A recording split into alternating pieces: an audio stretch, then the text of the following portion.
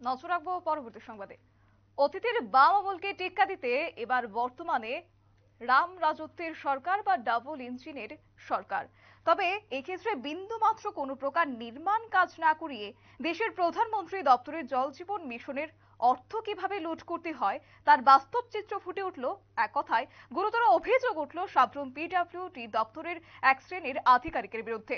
সাব্রুম মহকুমার সাতচাঁদ আরটি ব্লকের অন্তর্গত বেতাগা এডিসি ভিলেজের টাইমং পাড়াতে গতকাল দুপুরবেলায় সাব্রুম পিডব্লিউডি দপ্তরের আধিকারিকদের নির্দেশেই TR011577DI একটি সাদা রঙের গাড়ি নিয়ে দুজন যুবক টাইমং ওই পাড়াতে সেলু নির্মাণ করা হয়েছে বলে দাবি করে সাইনবোর্ড বসাতে গেলে এলাকার সচেতন উপজাতিরা বাধা সৃষ্টি করেন।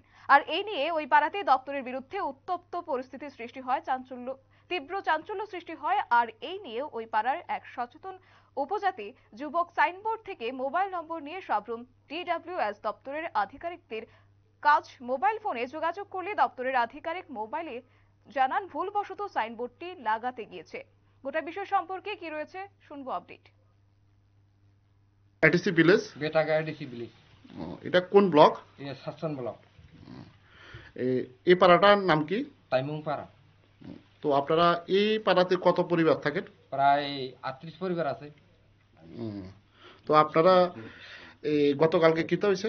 গতকালকে আমাদের এখানে সাইনবোর্ড আনছে, বুঝছেন? এখানে সাইনবোর্ড আনছে। কি সাইনবোর্ড? কোন দপ্তরে? এটা DWS দপ্তরে একটা সাইনবোর্ড আনছে। এখানে ইএনএ লাগাইতে চাইছে, এই অঙ্গনারী সেন্টারে আন্ডার ইএনএ লাগাইতে চাইছে আর দোকানে লাগাইতে চাইছে। কি লিগে আমি জিজ্ঞেসি, তারা কইছে এখানে টাইম পাড়াতে সেলুট মানে সেলো বসে গেছে। হ্যাঁ, সেলু মানে মেশিন বয়াইছে তোমাদের গ্রামে জলের সুবিধা লাই।